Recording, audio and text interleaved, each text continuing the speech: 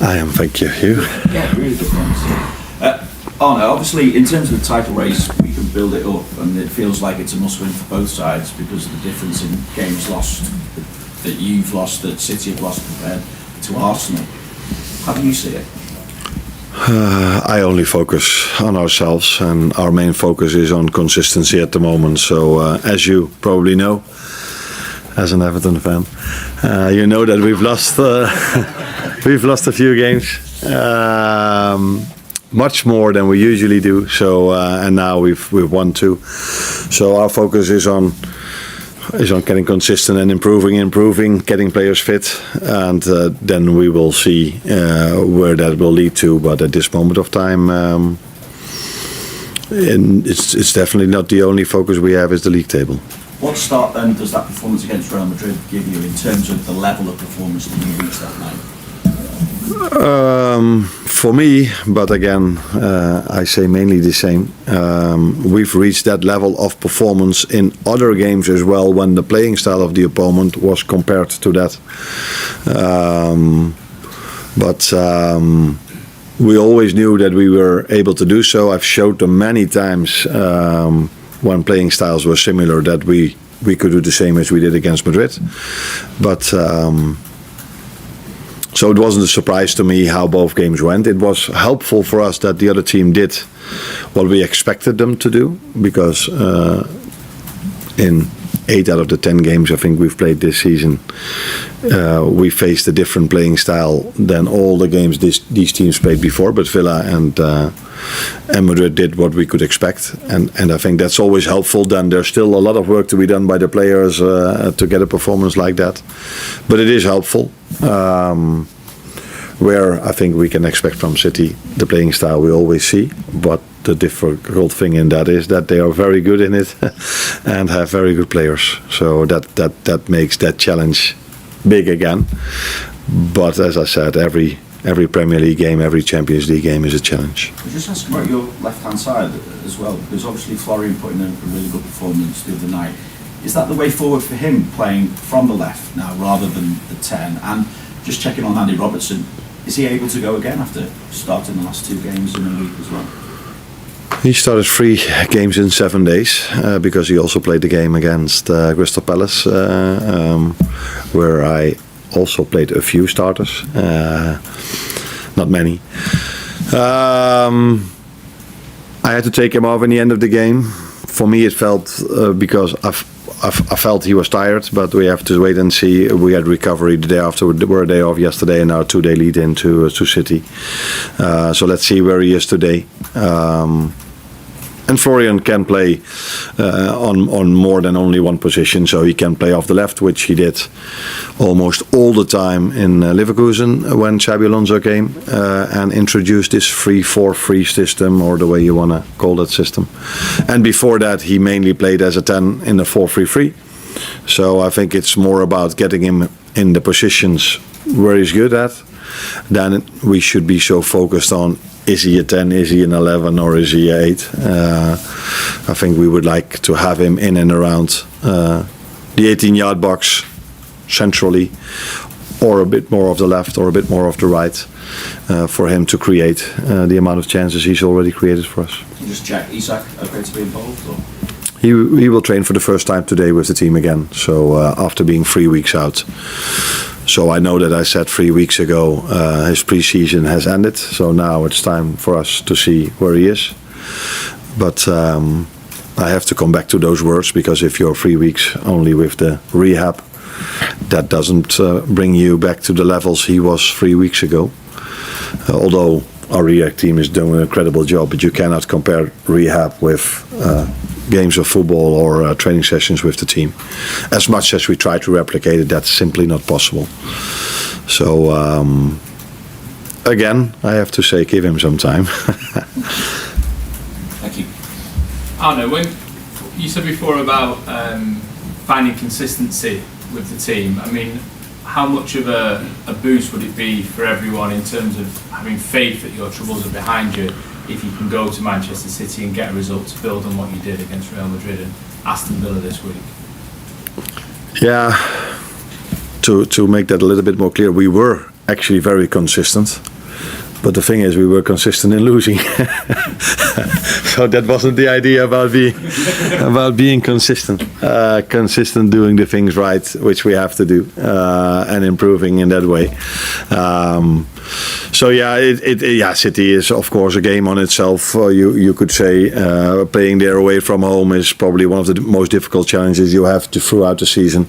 Although I constantly keep on saying how difficult it is to play Brentford away or Palace away. Every away game is difficult. Every home game as well, but an away game even more. And that's I think what City have felt this season, because they've lost I think 2 away games. We've lost away games. The only exception to that is Arsenal, who maybe lost 1 away game against us, but they've been the exception this season, where the rest have probably done similar things.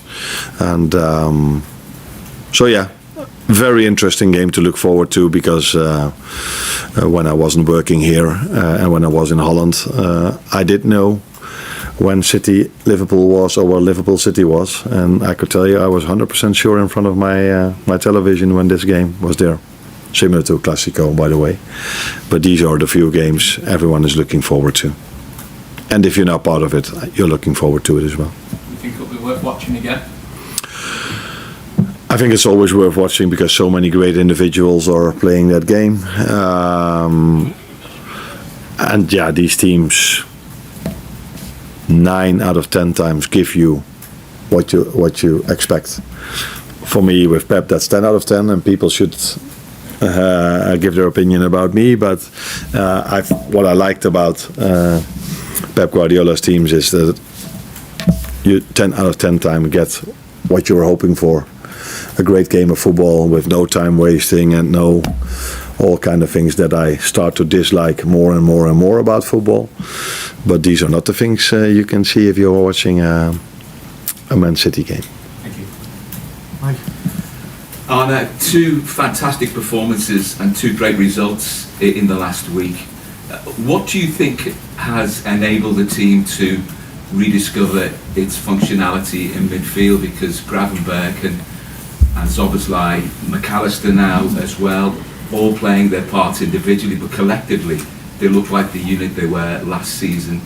Teams are finding it more difficult to get beyond them, and creatively they're doing the business as well. Yeah, I don't know if the focus should be that much about these 3 midfielders.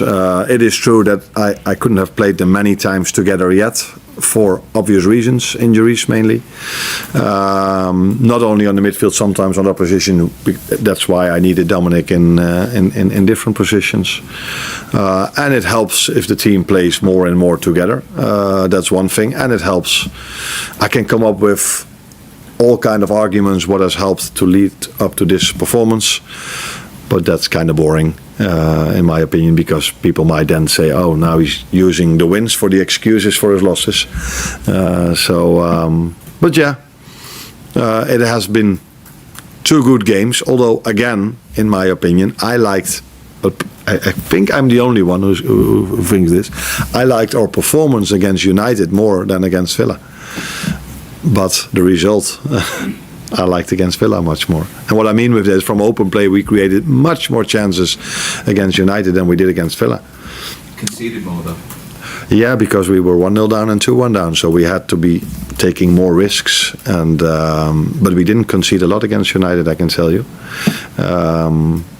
And we were lucky against Villa that they're one of the best goalkeepers in the world made a mistake that he hardly ever makes, and we had a deflection where the amount of chances we had against United were much more. But again, if you win a game, everything is wow, what a game, you look at this, look at that. And if you lose a game, there's a lot of focus on the things you have to improve, and that's why I try to balance that out a little bit more inside this building.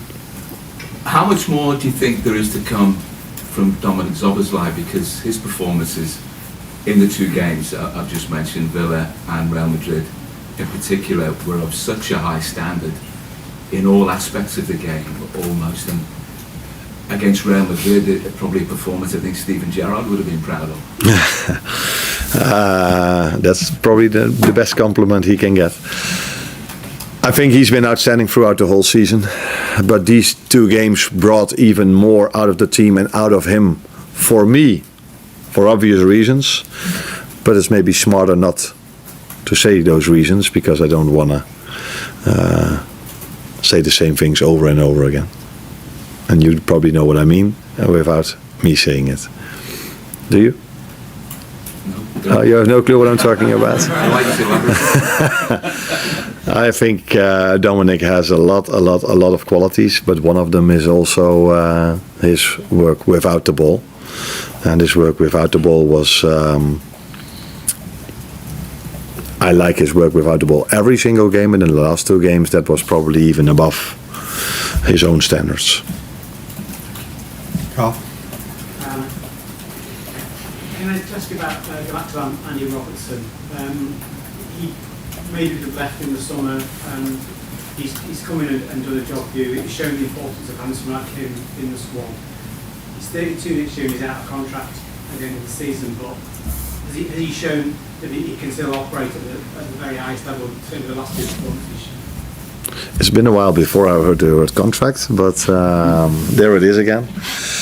He's done really well in the last 3 games, because he played 3 games in 7 days, although I took him off against Palace after 65 minutes. So I was very pleased to see that he was able to play almost 90 in his last game, because it's hard for players to play 3 games in 7 days. 8 days or 9 days is already a big difference compared to 7 days.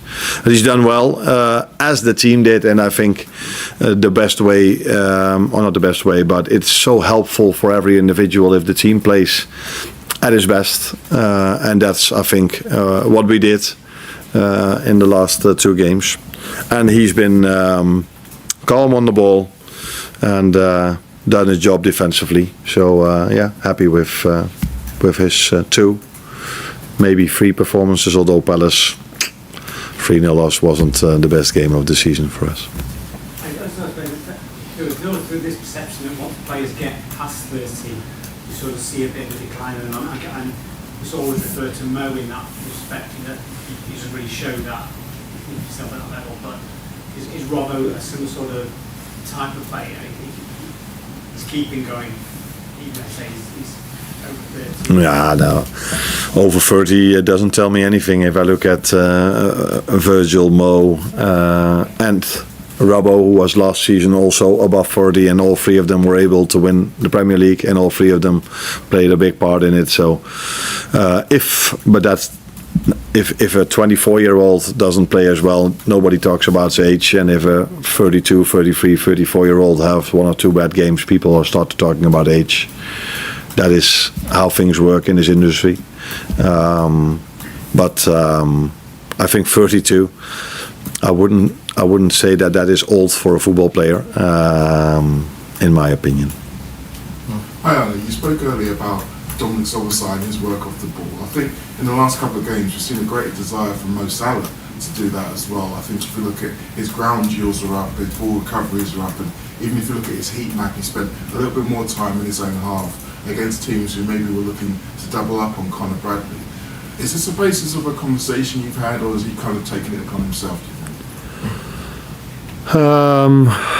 I like what you are saying, because I've noticed this as well, and this is something what helped the team a lot, because the main focus is always on players that score a lot of goals, is always on goal scoring, but it's not for the first time. I think after the last time we played City in our away game, I think even Pep Guardiola said something about that.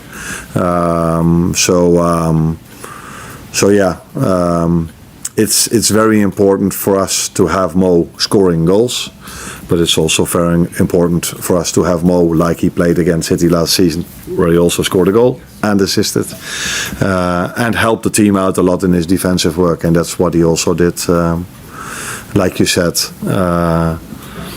in recent games.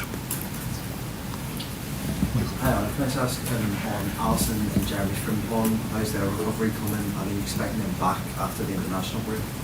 Alisson for sure, and I expect Jeremy back after the international break as well, because we play from November till March. So But I don't expect Jeremy to be fully fit for Forest. But with Alisson, we expect this. Yeah. Last one. Oh, sorry. Scored 4 set pieces in the Champions League, conceded 5 in the Premier League. What do you think are the big differences in the physicality domestically compared to Europe, and how do you go about changing that? No, there is a difference. The difference is that in the Premier League, much more is allowed than in Europe. But that has nothing to do with us scoring goals in Europe and not in the Premier League, by the way. But if you ask me, is there a difference? Yeah, there's a difference. I think the physicality in the Premier League is different. You see bigger players, older players. You can see this during the game, but also in the set pieces. There's no other league in the world where there's so much emphasis on set pieces, I think. So every throw in, every ball, 50, 60, 70 yards away from the opposite goal is brought in. And then if you ask me what is the difference for us, for me it's been being unlucky in the Premier League and maybe being a bit more lucky in the Champions League, because I can show you the same chances that we've created in the Premier League that we then just missed, where this led to goals in the Champions League. But I don't know if you say this, but I can say this: if we would have had the same set piece balance in the Premier League as we had in the Champions League, we wouldn't have been 7 points behind Arsenal at the moment. So yeah, conceding 5 and not scoring 1, unless you want to see the one from Dominic Szoboszlai, which is a set piece, but for me it's more throw-ins, corner kicks. If we go back to what we can expect, how we perform, that will always definitely help us in winning more games in the Premier League as well. Thank you. You're welcome.